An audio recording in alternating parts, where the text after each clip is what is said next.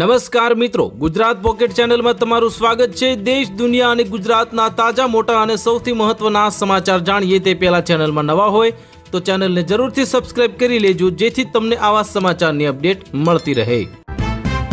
ઉસ્માન હાદી હત્યા કેસમાં પોલીસને સફળતા મળી। હત્યારાના સાથી હિમોર રહેમાનની ઉત્તર ઢાકાની હોટલમાંથી કરવામાં આવી ધરપકડ। અટલજી સદૈવ સ્મરણીય રહેશે, રાષ્ટ્રપતિ દ્રૌપદી મુર્મુ અને પ્રધાનમંત્રી મોદીએ પાઠવી શ્રદ્ધાંજલિ। ઇન્ડિગો સંકટ બાદ મોદી સરકારે જાગી, 3 નવી એરલાઇન્સને આપી લીલી ઝંડી, સસ્તી થઈ જશે હવે હવાઈ સફર। કલેક્ટરે પણ સાંસદે લગાવેલા આક્ષેપોને ફગાવ્યા। 75 લાખના તોડ મુદ્દે ચૈતર વસાવાનું નિવેદન આવ્યું સામે। રાજકોટના ઉપલેટામાં 4 વર્ષથી બનતા સ્વિમિંગ પુલનું કામ હજુ અધૂરું, સ્થાનિકોમાં રોષની લાગણી ફેલાય। અમદાવાદમાં આજથી કાંકરિયા કાર્નિવલનો પ્રારંભ, લોક ડાયરા અને લેઝર શો સહિતના રંગારંગ કાર્યક્રમો યોજવામાં આવશે। 900 કરોડની કમાણી કરનારી ફિલ્મ ધુરંધર મોટી મુશ્કેલીમાં મુકાઈ, એક ડાયલોગનો મામલો હાઈકોર્ટ સુધી પહોંચ્યો। ઢાકાની હોટલમાંથી ઝડપાયો ઉસ્માન હાદીનો હત્યારો, બાંગ્લાદેશ પોલીસે હાથ ધરી કડક કાર્યવાહી। અટલજી 101મી જન્મ જયંતિ પર શ્રદ્ધાંજલિ, પ્રધાનમંત્રી મોદી આજે લખનૌમાં રાષ્ટ્ર પ્રેરણા સ્થળનું ઉદ્ઘાટન કરશે। જૂનાગઢમાં જીએસટી ત્રાટકી, જાણીતા જેડી જ્વેલર્સમાં મેગા સર્ચ ઓપરેશન, સોના ચાંદીના બજારમાં મચ્યો ફફડાટ। વિધાનસભામાં આદ હવે અમદાવાદ મ્યુનિસિપલ કોર્પોરેશનની સામાન્ય સભા પેપરલેસ બનશે, દર વર્ષે 4 લાખ રૂપિયાની બચત થશે। સૌરાષ્ટ્ર યુનિવર્સિટી ફરી વિવાદમાં આવી, 1 વર્ષ વિતાવવા છતાં એલએલબીના સેમ 1નું પરિણામ મોકૂફ અને કુલપતિએ આપ્યું મોટું નિવેદન। જૂનાગઢના અને મહેસાણાના ખેડૂતોને ચંપાદિત થયેલી જમીનનું વળતર ચૂકવવા આદેશ કરવામાં આવ્યો જાહેર।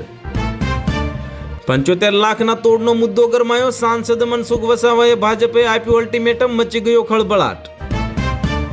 મુંબઈ અમદાવાદ બુલેટ ટ્રેનનું કામ અટકાવાયું, બોમ્બે અને હાઈકોર્ટે કડક વલણ અપનાવતા બીએમસીએ નોટિસ ફટકારી। કિસાન સૂર્યોદય યોજનાથી સોમનાથ જિલ્લાના 82,034 ખેડૂતો લાભાન્વિત, અને દિવસે વીજળી મળવાથી રાત ઉજાગરા દૂર થયા અને જાનવરોને પણ ભય દૂર થયો। તમિલનાડુમાં બિયારણ માટે સૌરાષ્ટ્રની મગફળી પહેલી પસંદ, હાપા યાર્ડમાં પ્રતિ મણ ₹2200 સુધીના ભાવથી ખેડૂતો ખુશખુશાલ। આમ આદમી પાર્ટીના હોદ્દેદારો આવ્યા વિવાદમાં, હરિયાણાની બોક્સર ગેંગના શાર્પ શૂટરો સાથે ફોટો થયો વાયરલ। નવી મુંબઈ ઇન્ટરનેશનલ એરપોર્ટ પર પહેલી ફ્લાઇટના આગમન અને પ્રસ્થાન સાથે ફ્લાઇટ ઓપરેશનની શરૂઆત કરવામાં આવશે। હાઈકોર્ટે રદ કર્યો દાતા રાજ્ય પરિવારનો નવરાત્રી આઠમ વિશેની પૂજાનો અધિકાર, સામાન્ય ભક્તોને પણ મળશે હવે સીધા દર્શનની તક। ભારત બાંગ્લાદેશ પર હુમલો કરશે તો અમે બધી શક્તિ સાથે જવાબ આપીશું, પાકિસ્તાની નેતાનો બફાટ। જેવર ખાતે નોઈડા આંતરરાષ્ટ્રીય એરપોર્ટનું ઉદ્ઘાટન જાન્યુઆરી 2026માં થશે, ઉત્તર પ્રદેશના મુખ્યમંત્રી યોગી આદિત્યનાથે કરી મોટી જાહેરાત। બાંગ્લાદેશ પર ઓપરેશન સિંદૂર જેવી કાર્યવાહી કરે સરકાર, શંકરાચાર્ય સ્વામી સદાનંદ સરસ્વતીનું નિવેદન આવ્યું સામે। ભારતનું પેટ્રોલ પંપ નેટવર્ક હવે 1 લાખને વટાવી ગયું, અમેરિકા અને ચીન પછી વિશ્વનું 3જું સૌથી મોટું બન્યું ભારત। અભણ લોકો હવે સરપંચ અને કાઉન્સિલર બની શકશે નહીં, રાજસ્થાનમાં આવી રહ્યો છે હવે નવો નિયમ। અંબાજીમાં ખાતરના નામે ઉગાડી લૂંટનો પર્દાફાશ કરવામાં આવ્યો, પોલીસે ગેરકાયદેસર ખાતરનું ગોડાઉન ઝડપી પાડ્યું। ગિરનારની લીલી પરિક્રમાને લઈને મોટા સમાચાર સામે આવ્યા, કમોસમી વરસાદ બાદ હવે પોષી પૂનમે પરિક્રમા શરૂ કરવા સંતોએ સરકાર પાસે માંગી મંજૂરી। કાંકરિયા કાર્નિવલ માટે 5,000 કરોડનો વીમો, પરંતુ ટિકિટની શરતોથી વિવાદ ઊભો થયો। કર્ણાટકમાં મોટો માર્ગ અકસ્માત સર્જાયો, ટ્રક સાથે અથડાયા બાદ સ્લીપર બસમાં આગ લાગી, 10 લોકો જીવતા બળી ગયા। શિવસેનાના યુબીટી પ્રમુખ ઉદ્ધવ ઠાકરે અને મહારાષ્ટ્ર નવનિર્માણ સેનાના પ્રમુખ રાજ ઠાકરેએ તેમના ગઠબંધનની જાહેરાત કરી।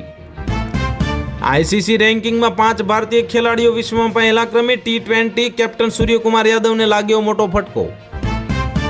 રાજકોટના ચાલુ ટ્રેને અમદાવાદ ક્રાઇમ બ્રાન્ચના નિવૃત્ત પીઆઈ પર જીવલેણ હુમલો, અને પોલીસે ગણતરીના કલાકોમાં જ આરોપીને દબોચ્યો। ગાંધીનગરના ખાતે આયોજિત 2 દિવસીય રાજ્ય સ્તરીય ક્રાઇમ કોન્ફરન્સનું નાયબ મુખ્યમંત્રીની ઉપસ્થિતિમાં સમાપન થયું। 1 જાન્યુઆરીએ દેશવાસીઓને સરકાર આપશે મોટી ભેટ, અને સીએનજી અને પીએનજીના ભાવમાં થશે મોટો ઘટાડો। ગુજરાતથી દિલ્હી સુધી અરવલ્લીમાં નવી માઇનિંગ લીઝ આપવા પર સંપૂર્ણ પ્રતિબંધ, કેન્દ્ર સરકારનો મોટો નિર્ણય। ક્રિસમસ પહેલા બાંગ્લાદેશના ઢાકામાં ફરી બબાલ થઈ, પેટ્રોલ બોમ્બ બ્લાસ્ટ કરાતા એકનું મોત. બાંગ્લાદેશમાં હિન્દુ વસ્તી 14% ઘટીને 7% રહી ગઈ, મુસ્લિમોની વસ્તી વધી. તમિલનાડુમાં ટાયર ફાટતા સરકારી બસ કાર સાથે ટકરાઈ, 7 લોકોના કમકમાટી ભર્યા થયા કરુણ મોત. જામનગરમાં મહાનગરપાલિકાના એસ્ટેટ વિભાગની દબાણ હટાવવાની કામગીરી સામે સ્ટ્રીટ વેન્ડરોમાં રોષ, ઉગ્ર આંદોલનની ચીમકી આપવામાં આવી. ઉન્નાવ દુષ્કર્મ પીડિતાને રાહુલ સોનિયા ગાંધી સાથે મુલાકાત કરી, સીબીઆઈએ સેંગરની જામીન અરજી સુપ્રીમ કોર્ટમાં અરજી પડકારશે. ઈડીના દરોડા બાદ સુરેન્દ્રનગરના કલેક્ટર રાજેન્દ્ર પટેલની તાત્કાલિક બદલી કરવામાં આવી, ડીડીઓને સોંપાયો વધારાનો ચાર્જ. ગૃહમંત્રી અમિતભાઈ શાહે કરી મોટી જાહેરાત, કેન્દ્ર સરકાર ડ્રાઈવરો માટે ભારત ટેક્સી સેવા શરૂ કરવામાં આવશે. દેશની 22 આઈઆઈએમની પ્રવેશ માટે કેટનું પરિણામ જાહેર કરવામાં આવ્યું, 100માંથી 100% લાવનારા 12માંથી 2 ગુજરાતીનો સમાવેશ. ભલભલાને ચોંકાવી દે તેવી મોડસ ઓપરેન્ડરી, સુરેન્દ્રનગર કલેક્ટર ઓફિસનું 1500 કરોડનું એને કૌભાંડ, સ્પીડ મનીથી જ રૂપિયા લઈને ખંડણીનું રેકેટ ચલાવાતું. માર્ગ મકાન વિભાગના કાર્યપાલક ઇજનેર પાસે 75 લાખ રૂપિયા માંગ્યા હતા કે કેમ, એની ખરાઈ કરવા ચૈતર વસાવા જિલ્લા કલેક્ટર પાસે પહોંચ્યા. રેલવે ગ્રુપ ડીની ભરતી બાદ વધુ એક ખુશખબર સામે આવી, 5058 ખાલી જગ્યા પર ભરતી થશે. રિઝર્વ બેંક ઓફ ઇન્ડિયાએ લીધો મોટો નિર્ણય, ચેકથી પેમેન્ટની ચૂકવણી કરનારા લોકો માટે મહત્વપૂર્ણ સમાચાર સામે આવ્યા. સરકારે આમાં ન્યાય કરવો પડશે, જો સરકાર ન્યાય કરે નહીં તો હવે હું ભાજપમાંથી છોડી દઈશ અને રાજીનામું આપીશ, મનસુખ વસાવાએ આપ્યું નિવેદન. ગાઝા મુદ્દે કેન્ડલ માર્ચ, બાંગ્લાદેશ વખતે મોં બંધ થઈ જાય છે, પાડોશી દેશમાં હિંસા મુદ્દે સીએમ યોગીનું નિવેદન. અરવલ્લીના 2 પહાડ વચ્ચેના 500 મીટર વિસ્તાર પર્વતમાળા જ ગણાશે, અર્જુન મોઢવાડિયાએ આપ્યું નિવેદન. કિસાન સૂર્યોદય યોજનાને લઈને મોટા સમાચાર, દક્ષિણ ગુજરાતના 2.54 લાખ ખેડૂતોના ખેતરમાં હવે દિવસે મળશે વીજળી. રાજ્ય સરકાર દ્વારા 27 લાખથી વધુ ખેડૂતોને પ્રાકૃતિક ખેતીની તાલીમ આપવામાં આવી, ખેડૂતને દિવસે વીજળી મળી. રસ્તાના કામમાં વેઠ ઉતારી તો હવે ખેર નથી, સીએમ ભૂપેન્દ્ર પટેલે સ્વાગત કાર્યક્રમમાં અધિકારીઓને ઉધડો લીધો. ભારતે પરમાણુ શસ્ત્રના વહન કરનારી બેલેસ્ટિક મિસાઇલ સબમરીનમાંથી છોડીને કર્યું શક્તિ પ્રદર્શન.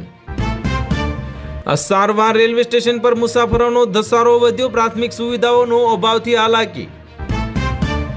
અરવલ્લી બચાવવા કેન્દ્રનો મોટો નિર્ણય, નવી ખાણકામ લીઝ પર પ્રતિબંધ લાદવામાં આવ્યો, ગુજરાત સહિત 3 રાજ્યોને આદેશ આપવામાં આવ્યા. મુંબઈ આંતરરાષ્ટ્રીય એરપોર્ટથી પહેલી ફ્લાઇટ ઉડાન ભરશે, જેમાં પહેલા દિવસે 13 ફ્લાઇટ્સ ઉડાન ભરશે.